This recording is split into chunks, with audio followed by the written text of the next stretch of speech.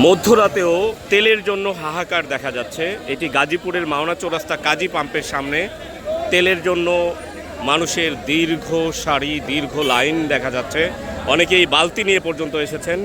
আমরা কয়েকজনের সঙ্গে কথা বলতে চাই। আপনারা কতক্ষণ যাবত আছেন এখানে? এই 2 দিন ধরে আমরা হাওয়া ঢুকছে। 10 টাকা গাড়ি 10 টাকা গাড়ি 10 লিটার তেল লাগে, 10 টাকা গাড়ি চলে। 10 লিটার তেল দেবো সিরিয়াল লাগার হয়েছে। সিরিয়াল লাগানো 10 লিটার তেল লাগে। আজকে কতক্ষণ যাবত সিরিয়ালে আছেন? 2 দিন ধরে গাড়ি নিছি। 2 দিন ধরে আমরা খারাপ গাড়ি বন্ধ। আপনাদের কি গাড়ি? গাড়ি আমাদের তাকুয়া গাড়ি আছে, বড় বড় গাড়ি আছে, 2 দিন যাবত বন্ধ আছে। তেল দেয় না। এই লম্বা লাইনে দাঁড়াই, মেশিনের কাছে যাইতে তেল শেষ করে দেয়, তেল আবার বন্ধ করে দেয়। আমাকে 2 দিন ধরে ঘুরতেছি তেলের কারণে।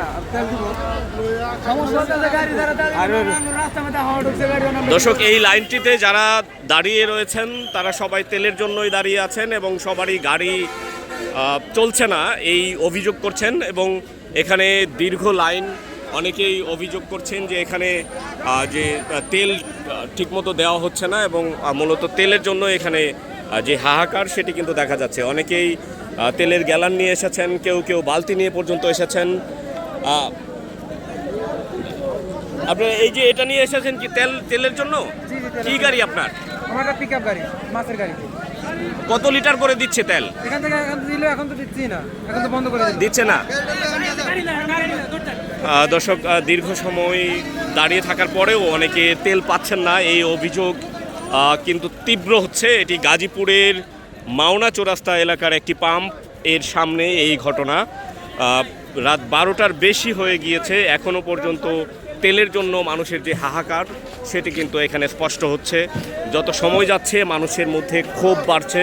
এখানে যারা রয়েছেন বেশিরভাগই গাড়ি চালক এবং হেল্পাররা এখানে যার যা কিছু আছে, বিশেষ করে তেলের গ্যালান এবং বালতি নিয়ে এই পাম্পে ভিড় করছেন এবং ইতিমধ্যে তেল দেওয়া বন্ধ করে দেওয়া হয়েছে বলে অভিযোগ করছেন অনেকেই।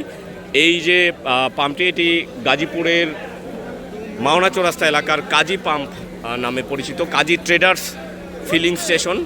এখানে দেখুন এই যে আইন শৃঙ্খলা রক্ষাকারী বাহিনীর সদস্যরা এসেছেন এবং তেলের জন্য যে হাহাকার সেটি কিন্তু এখানে যত সময় যাচ্ছে সেই অভিযোগ, তেলের জন্য মানুষের যে অভিযোগ সেটি কিন্তু তীব্র হচ্ছে। প্রিয় দর্শক, এতক্ষণ দেখানোর চেষ্টা করছিলাম গাজীপুরের মাওনা চৌরাস্তা এলাকা থেকে জ্বালানি তেলের যে সংকট এবং যে হাহাকার তৈরি হয়েছে মাওনা চৌরাস্তা এলাকায়, সেই চিত্র এতক্ষণ দেখানোর চেষ্টা করছিলাম।